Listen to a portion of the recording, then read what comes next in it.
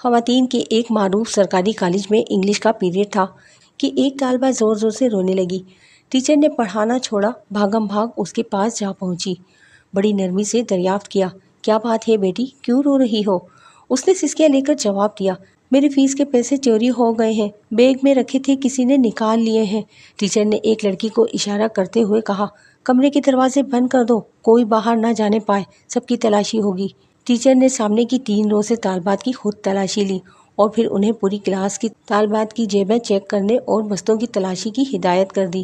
کچھ دیر بعد 2 لڑکیوں کی تکرار سے اچانک کلاس ایک بار پھر شور سے گونج اٹھی۔ ٹیچر بولی، کیا بات ہے؟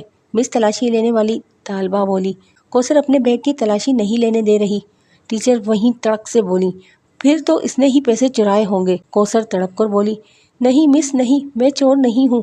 چور نہیں ہو تو پھر بیگ کی تلاشی لینے دو۔ کوثر نے کتابوں کے بیگ کو سختی سے